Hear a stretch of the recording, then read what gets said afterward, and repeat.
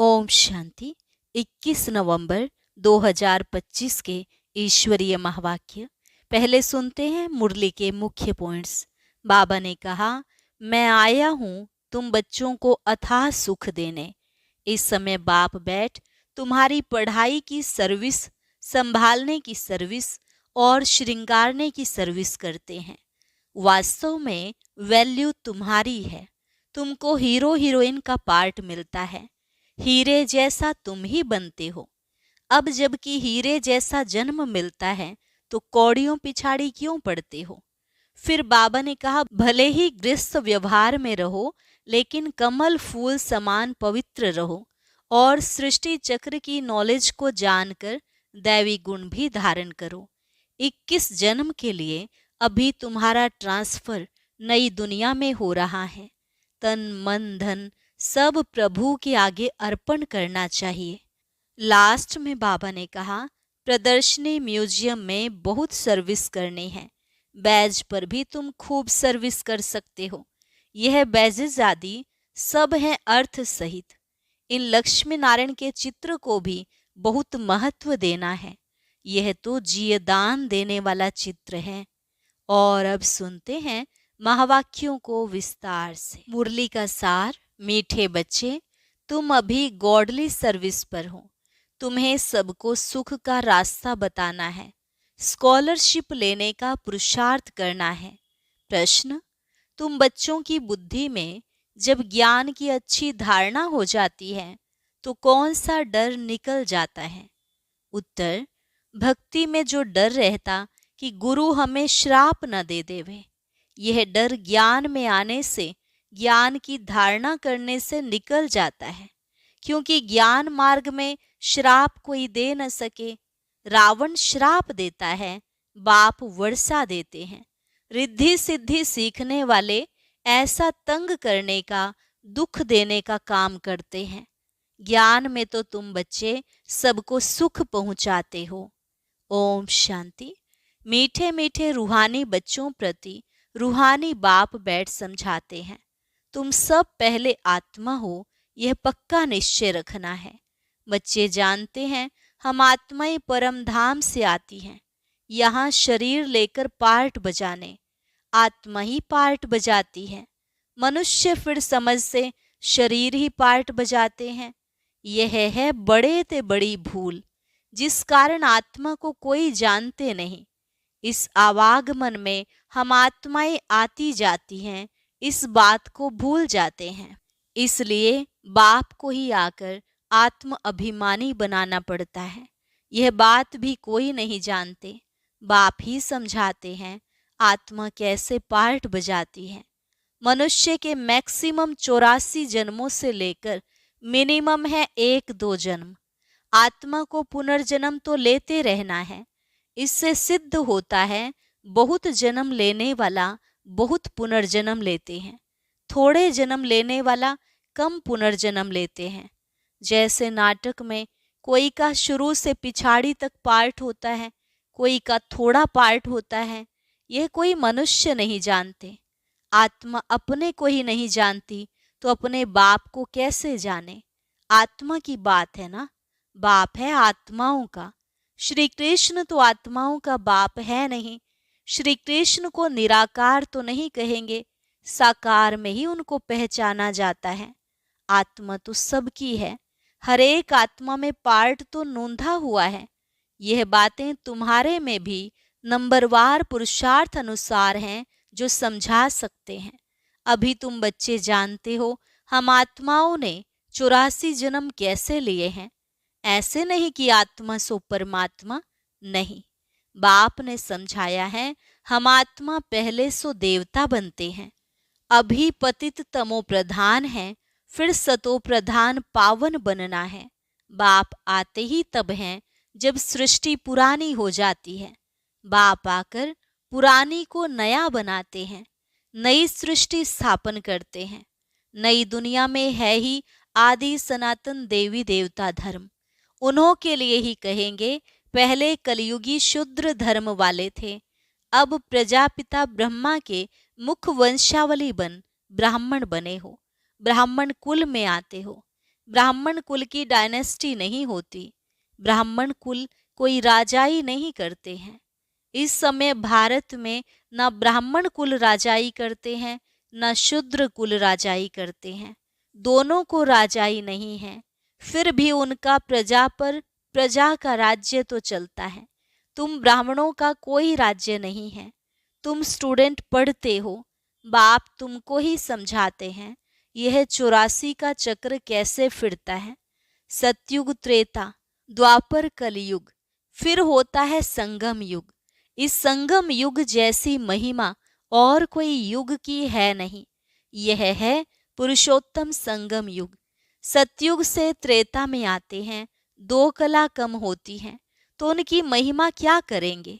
गिरने की महिमा थोड़े ही होती है। कलयुग को कहा जाता है पुरानी दुनिया। अब नई दुनिया स्थापन होनी है, जहां देवी देवताओं का राज्य होता है। वह पुरुषोत्तम थे, फिर कला कम होते होते कनिष्ठ शुद्र बुद्धि बन जाते हैं। उनको पत्थर बुद्धि भी कहा जाता है। ऐसे पत्थर बुद्धि बन जाते हैं जो जिनकी पूजा करते हैं उनकी जीवन कहानी को भी नहीं जानते। बच्चे बाप का जीवन न जाने तो वर्षा कैसे मिले। अभी तुम बच्चे बाप के जीवन को जानते हो, उनसे तुमको वर्षा मिल रहा है। बेहद के बाप को याद करते हैं। तुम मात पिता कहते हो तो जरूर बाप आया होगा, तब तो सुख घनेरे दिए होंगे ना। बाप कहते हैं मैं आया हूँ, अथाह सुख तुम बच्चों को देता हूँ। बच्चों की बुद्धि में यह नॉलेज अच्छी रीति रहनी चाहिए, इसलिए तुम स्वदर्शन चक्रधारी बनते हो।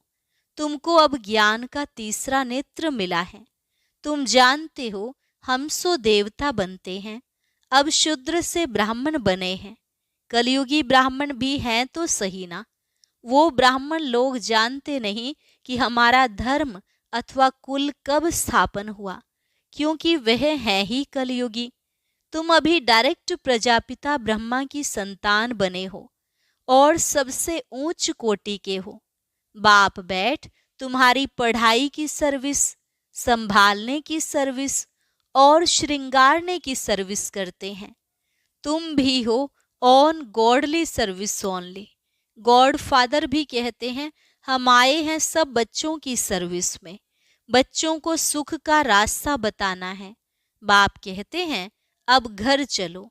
मनुष्य भक्ति भी करते हैं मुक्ति के लिए। जरूर जीवन में बंधन है, बाप आकर इन दुखों से छुड़ाते हैं। तुम बच्चे जानते हो त्राही त्राही करेंगे, हाहाकार के बाद जय जयकार होनी है। अब तुम्हारी बुद्धि में है कितनी हाय हाय करेंगे जब नेचुरल कैलेमिटीज आदि होगी। यूरोपवासी यादव भी हैं, बाप ने समझाया है। यूरोपवासियों को यादव कहा जाता है। दिखाते हैं पेट से मुसल निकले, फिर श्राप दिया। अब श्राप आदि की तो बात ही नहीं, यह तो ड्रामा है।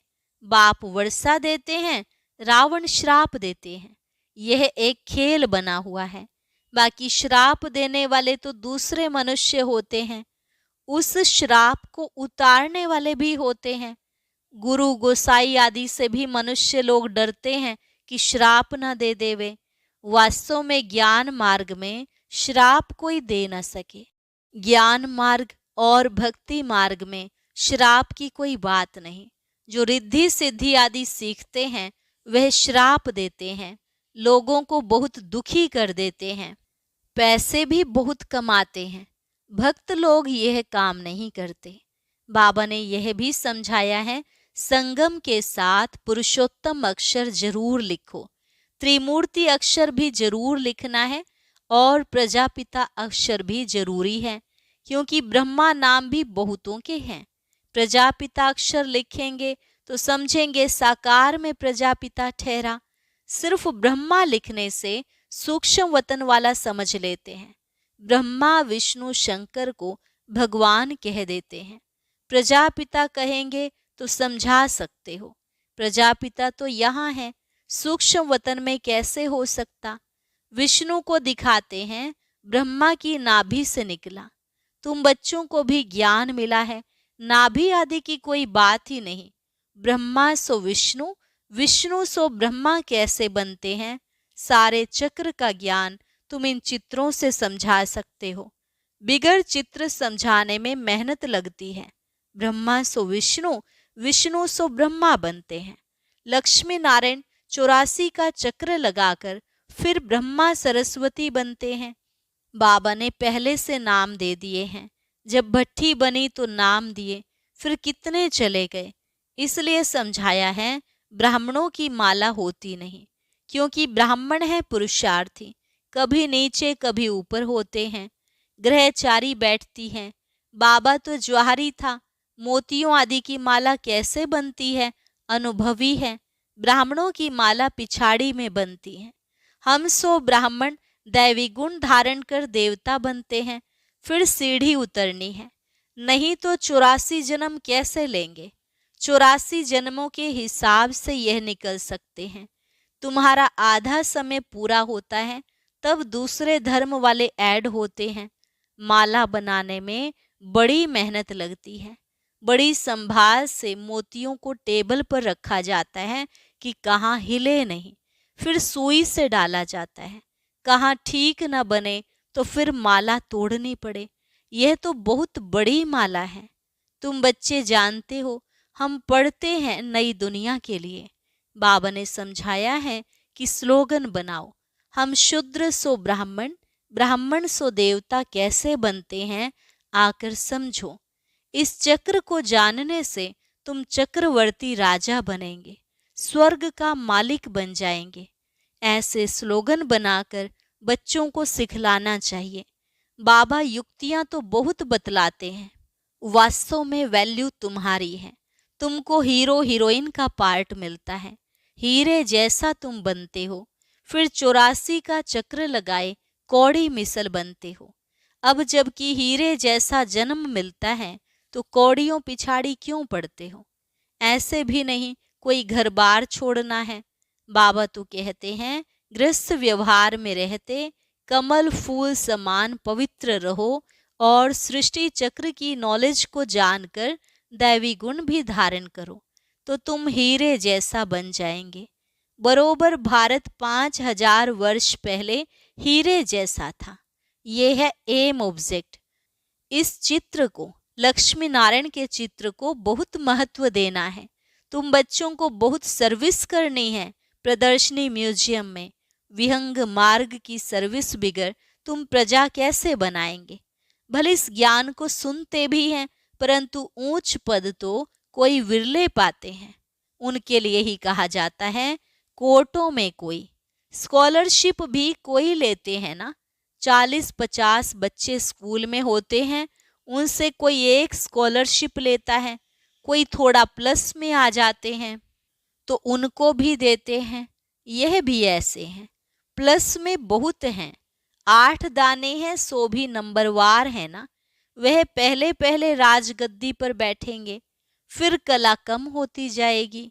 लक्ष्मी नारायण का चित्र है नंबर 1। उनकी भी डायनेस्टी चलती है, परंतु चित्र लक्ष्मी नारायण का ही दिया हुआ है। यहाँ तुम जानते हो चित्र तो बदलते जाते हैं। चित्र देने से क्या फायदा। नाम रूप देश काल सब बदल जाता है। मीठे मीठे रूहानी बच्चों को रूहानी बाप बैठ समझाते हैं। कल्प पहले भी बाप ने समझाया था। ऐसे नहीं श्री कृष्ण ने गोप गोपियों को सुनाया। श्री कृष्ण के गोप गोपियां होते नहीं, न उनको ज्ञान सिखाया जाता है। वह तो है सतयुग का प्रिंस। वहां कैसे राजयोग सिखाएंगे, वो पतित को पावन बनाएंगे। अब तुम अपने बाप को याद करो। बाप फिर टीचर भी है। टीचर को स्टूडेंट कभी भूल न सके, बाप को बच्चे भूल न सके, गुरु को भी भूल न सके। बाप तो जन्म से ही होता है। टीचर 5 वर्ष बाद मिलता है, फिर गुरु वानप्रस्थ में मिलता है। जन्म से ही गुरु करने का तो कोई फायदा नहीं है। गुरु की गोद लेकर भी दूसरे दिन मर जाते हैं, फिर गुरु क्या करते हैं। गाते भी हैं सतगुरु बिगर गति नहीं। सतगुरु को छोड़ वह फिर गुरु कह देते। गुरु तो ढेर हैं। बाबा कहते हैं बच्चे तुम्हें कोई देहधारी गुरु आदि करने की दरकार नहीं है। तुम्हें किसी से भी कुछ मांगना नहीं है। कहा भी जाता है, मांगने से मरना भला। सबको चिंता रहती है, हम कैसे अपने पैसे ट्रांसफर करें। दूसरे जन्म के लिए वह ईश्वर अर्थ दान पुण्य करते हैं, तो उसका रिटर्न इस ही पुरानी सृष्टि में अल्पकाल के लिए मिलता है। यहाँ तुम्हारा ट्रांसफर होता है नई दुनिया में और 21 जन्मों के लिए। तन मन धन प्रभु के आगे अर्पण करना है। सो तो जब आए तब अर्पण करेंगे ना। प्रभु को कोई जानते ही नहीं तो गुरु को पकड़ लेते हैं। धन आदि गुरु के आगे अर्पण कर देते हैं। वारिस नहीं होता है तो सब गुरु को देते हैं। आजकल कायदे अनुसार ईश्वर अर्थ भी कोई देते नहीं है। बाप समझाते हैं, मैं गरीब निवाज हूँ, इसलिए मैं आता ही भारत में हूँ। तुमको आकर विश्व का मालिक बनाता हूँ। डायरेक्ट और इनडायरेक्ट में कितना फर्क है वह जानते कुछ भी नहीं, सिर्फ कह देते हैं हम ईश्वर अर्पण करते हैं। है सब बेसमझी। तुम बच्चों को अब समझ मिलती है तो तुम बेसमझ से समझदार बने हो। बुद्धि में ज्ञान है, बाप तो कमाल करते हैं। जरूर बेहद के बाप से बेहद का वर्षा ही मिलना चाहिए। बाप से तुम वर्षा लेते हो सिर्फ दादा द्वारा। दादा भी उनसे वर्षा ले रहे हैं। वर्षा देने वाला एक ही है, उनको ही याद करना है। बाप कहते हैं, बच्चे मैं इनके बहुत जन्मों के अंत में आता हूँ। इनमें प्रवेश कर इनको भी पावन बनाता हूँ, जो फिर यह फरिश्ता बन जाते हैं। बैज पर तुम बहुत सर्विस कर सकते हो। तुम्हारा यह सब है अर्थ सहित बैजेस। यह तो जियदान देने वाला चित्र है। इनकी वैल्यू का किसको भी पता नहीं है। और बाबा को हमेशा बड़ी चीज पसंद आती है जो कोई भी दूर से पढ़ सके।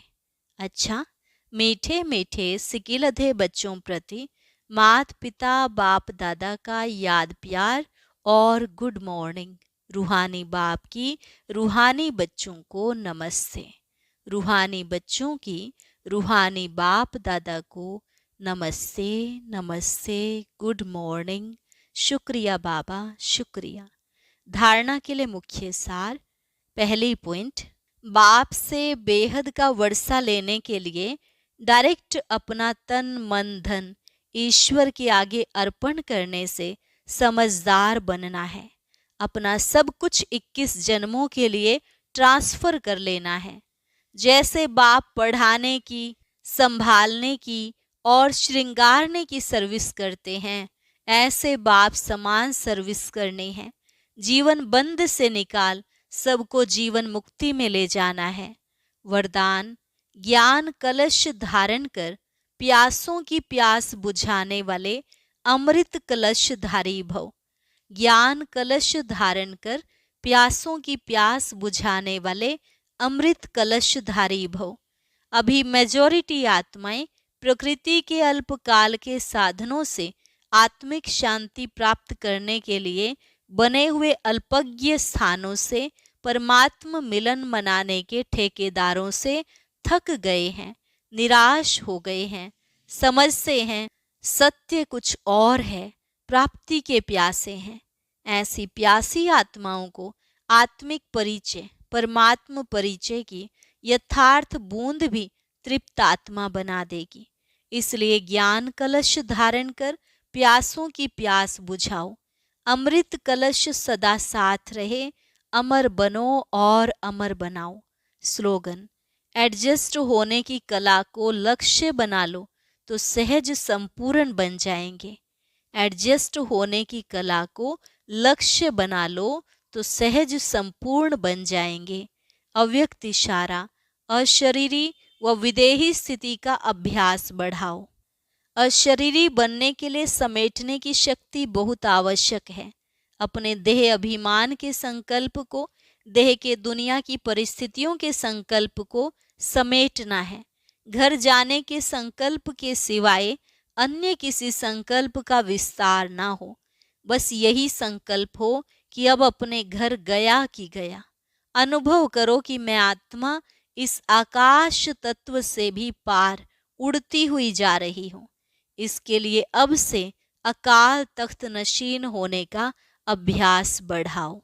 अच्छा। और अभी सुनते हैं आज का अव्यक्त ज्ञान मोती।